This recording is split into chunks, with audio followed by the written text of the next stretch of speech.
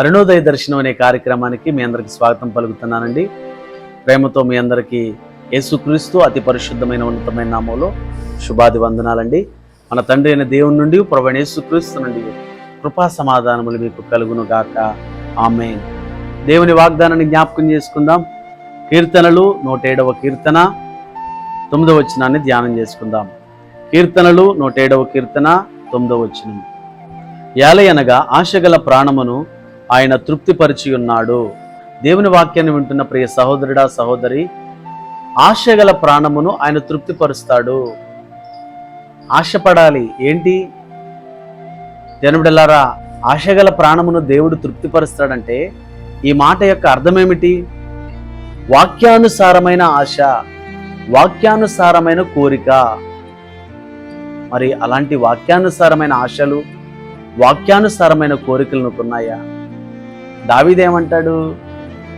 ఎక్కలేనంత ఎత్తైన కొండపైకి నన్ను ఎక్కించంటాడు. అంటే ఏంటి? ఎక్కలేనంత ఎత్తైన కొండపైకి నన్ను ఎక్కించంటే అదేదో ఒక కొండపైకి ఎక్కించమని కాదు అర్థము. దేవా, ఇంకా ఈ ఆత్మీయ స్థితిలో, ఇంకా నీ భక్తిలో, ఇంకా నీ విశ్వాసములో నేను ఎదగాలి ప్రభువా. నేను ఇంకా ఆత్మీయుడుగా, ఇంకా నీలో వర్ధిల్లే వ్యక్తిగా నేను ఉండాలి ప్రభువా అని దావీదు కోరుకుంటున్నాడండి. మరి ఏ రోజైనా వాక్యాన్ని వింటున్న సహోదరుడా, లోక సంబంధమైన విషయాల కోసం ప్రార్థన చేస్తున్న మంచిదే, చేసుకోవద్దని అంట్లా. కానీ ప్రభువా, నేను పరిశుద్ధాత్మతో నింపబడాలి, అన్య భాషలతో నిన్ను స్తుతించాలి, అన్య భాషలతో నేను ప్రార్థన చేయాలి. నేను ఇదిగో మరి యొక్క తలాంతులు లేదంటే కృపావరాలతో నింపబడాలి. ఇదిగో నేను ఆత్మ ఫలములో ఉన్న ఆ లక్షణాలతో నింపబడాలి అని ఏ రోజైనా ఆధ్యాత్మికతకు సంబంధించిన ఆశ నీలో ఉందా?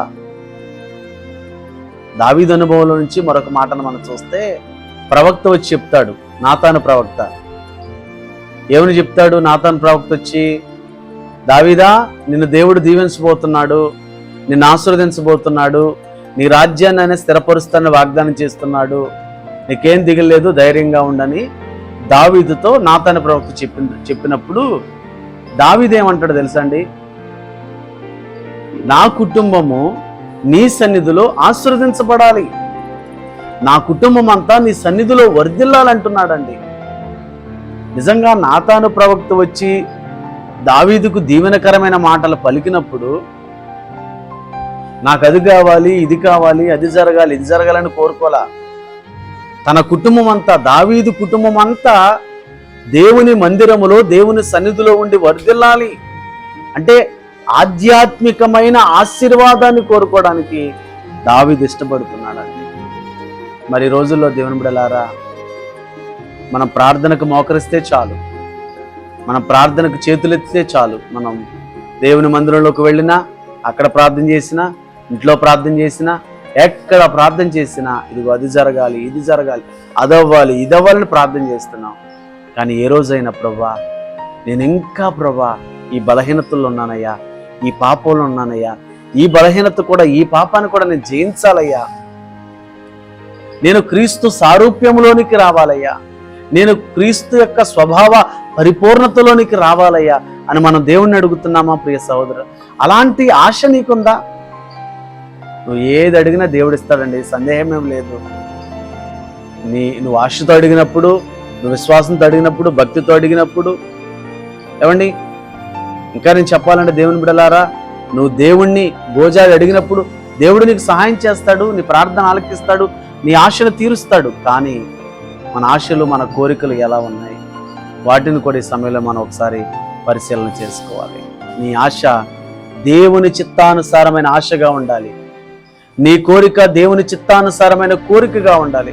అప్పుడు ఖచ్చితంగా దేవుడు నీ ప్రార్థన ఆలకిస్తాడు. అట్టి కృపను దేవుడు మీ అందరికి అనుగ్రహించునుగాక. ఆమేన్. ప్రార్థన చేస్తాను. పరిశుద్ధుడా, ప్రేమ కలిగిన మా తండ్రి, వందనాలయ్యా. ఆశగల ప్రాణమును తృప్తిపరుస్తానని వాగ్దానం చేస్తున్నారయ్యా. నిజమే ప్రభా, మేము ఎలాంటి ఆశలతో ఉంటున్నాం, ఎలాంటి కోరికలతో ఉంటున్నాం ప్రభా.